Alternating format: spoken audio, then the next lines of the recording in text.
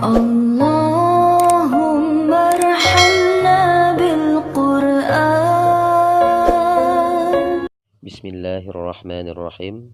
السلام عليكم ورحمة الله وبركاته. الحمد لله الذي هدانا لهذا وما كنا لنهتدي لولا أن هدانا الله.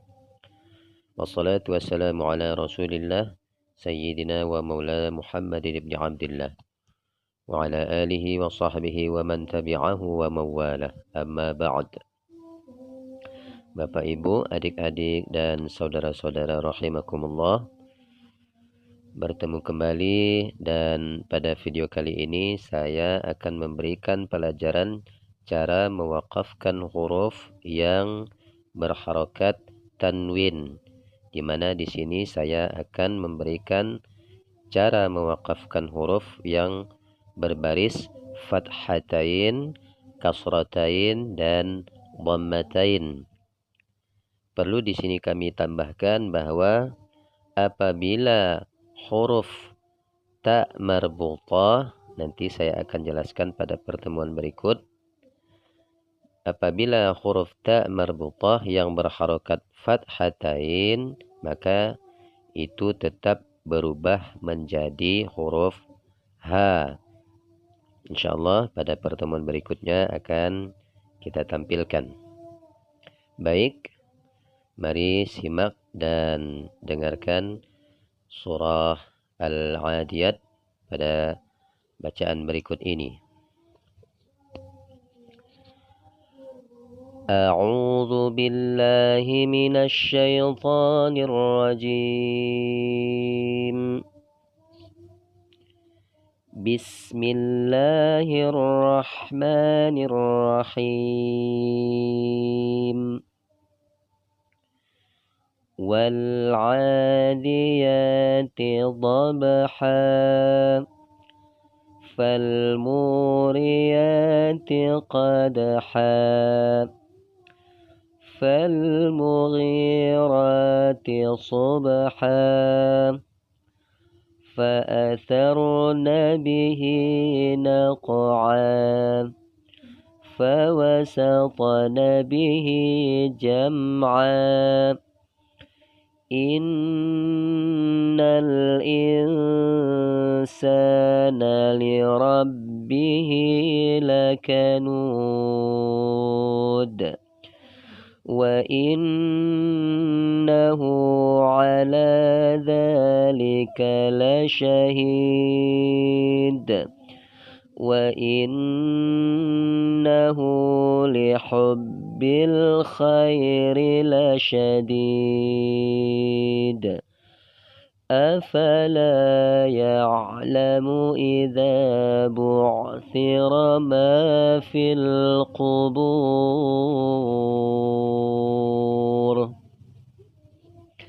Sadaqallahul azim. Baiklah Bapak Ibu, adik-adik dan saudara-saudara para pemula rahimakumullah.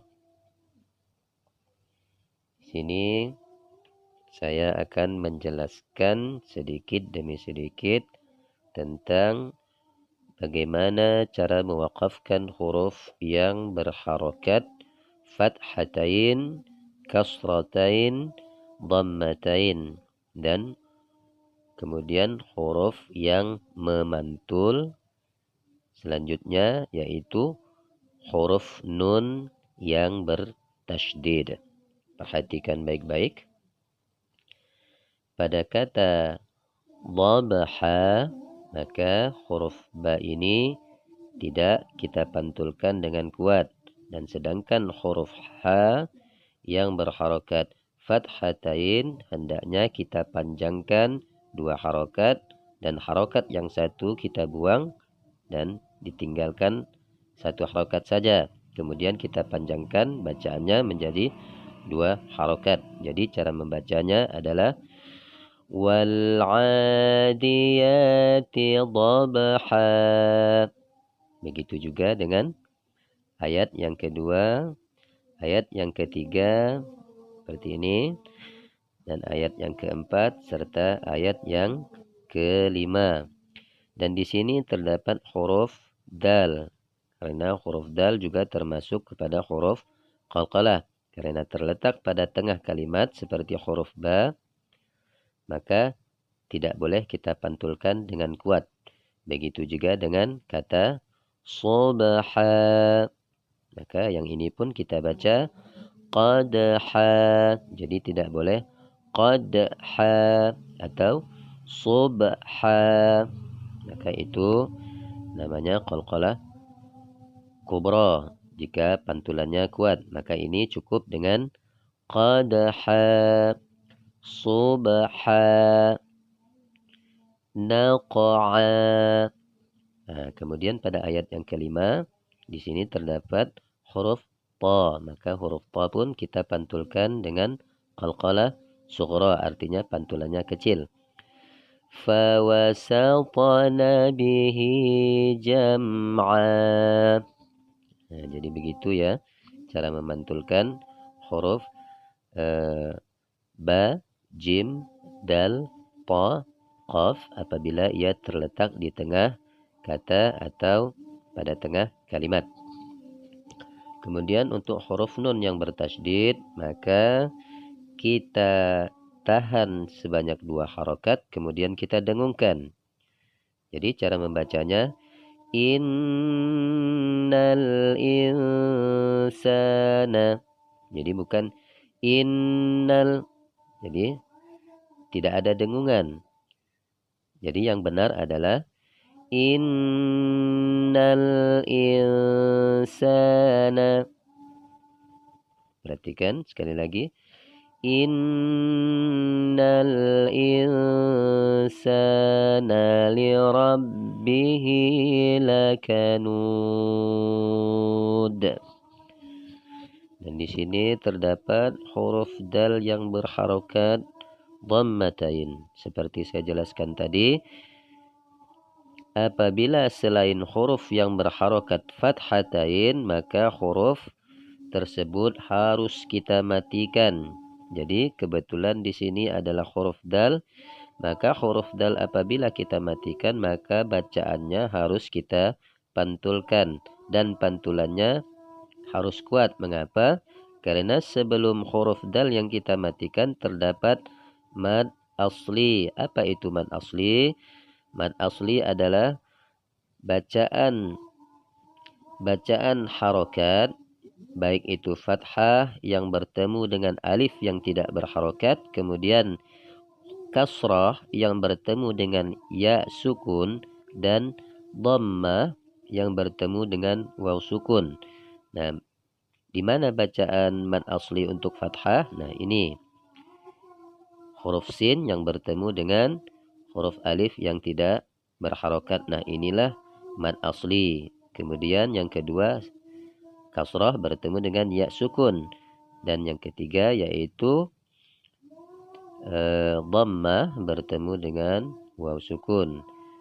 Nah, apabila terdapat huruf qalqalah, yaitu baik itu huruf ba, huruf dal, huruf jim, huruf ta, dan huruf qaf, maka harus kita pantulkan dengan kuat.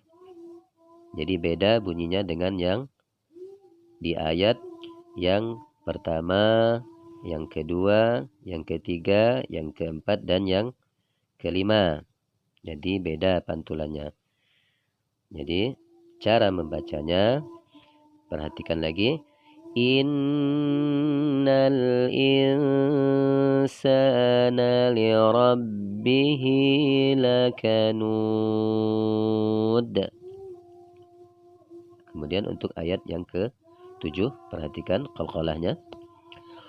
Wa innahu ala dzalika lasyahid.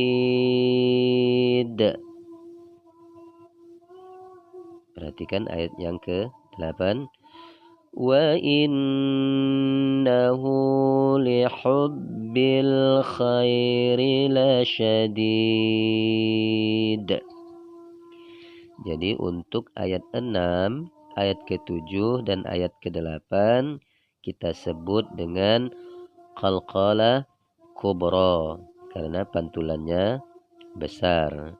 Jadi apabila 5 huruf yaitu ba, jim, dal, ta, qaf yang terletak di ujung ayat atau ujung kata apabila kita melakukan waqaf dan terdapat mad asli, maka pantulannya kuat.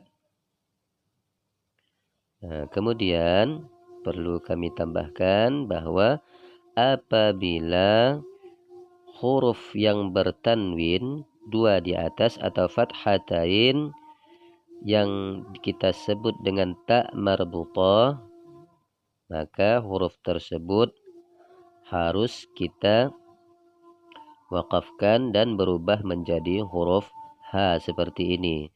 Jadi bedanya dengan huruf ha seperti ini, huruf ta marbutah itu terdapat 2 titik seperti huruf ta. Dan apabila huruf tersebut bertanda tanwin di atas, maka tidak kita panjangkan, tetapi tetap kita waqafkan dan berubah menjadi huruf ha. InsyaAllah nanti akan saya jelaskan pada pertemuan selanjutnya. Nah, demikianlah Bapak, Ibu, adik-adik, dan saudara-saudara para pemula rahimakumullah. Semoga penjelasan singkat ini bermanfaat dan saya harapkan terus mengulang pelajaran yang telah lalu, terutama yaitu cara membaca Al-Fatihah dan memahami tanda-tanda baca, dan semoga video yang singkat ini bermanfaat dan tetap semangat dan istiqamah. Dan saya akhiri dengan barakallahu fikum wabillahi taufiq wal hidayah. Assalamualaikum warahmatullahi wabarakatuh.